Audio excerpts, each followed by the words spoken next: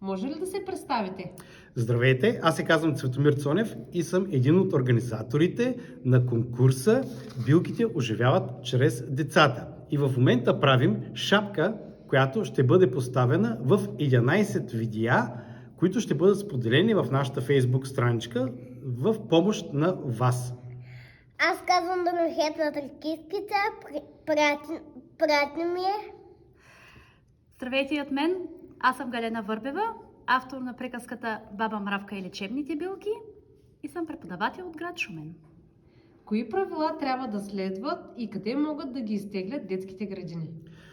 Най-важното нещо за правилата е, че те ще бъдат публикувани в нашата фейсбук страничка "Билките оживяват чрез децата" и оттам всички детски градини ще могат да си ги изтеглят и да се запознаят с тях.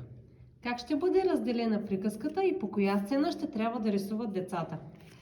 Приказката ще бъде разпределена на 10 основни сцени, плюс една допълнителна, тъй като трябва да илюстрираме и задната корица на нашата книжка. Къде участниците ще могат да получат текста и как ще бъдат разпределени сцените? Участниците, които искат да участват, ще видят тези сцени в нашата фейсбук страничка. Ние ще направим прочит на приказката в отделни видеа. Как могат детските градини да бъдат полезни за този проект?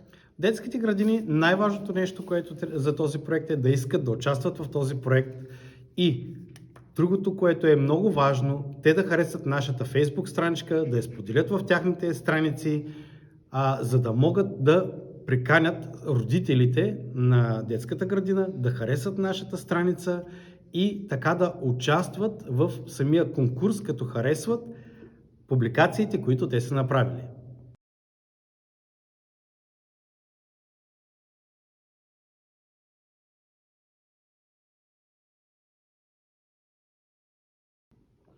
Ред е за трета сцена и сега да видим на кои области ще се падне тя.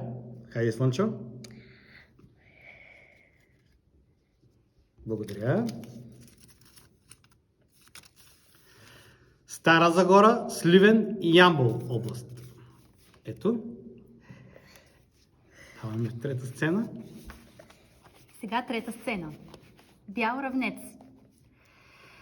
До нея цял се излишава бял равнец, от вятър шава, ама му е меко топло под креватчето му обло. Слънчецето го напича, с мили думи го нарича. Днес добре си се наспал, нови цветове си дал. Браво, имаш и роса по твоята цветната коса. Хапваш ли си плодов сок изпод корена дълбок? Със своя мъничък цветец проговори бял равнец. Аз добре съм, моите вопли все са росни, все са топли. Пивам късно плодов сок изпод корена дълбок.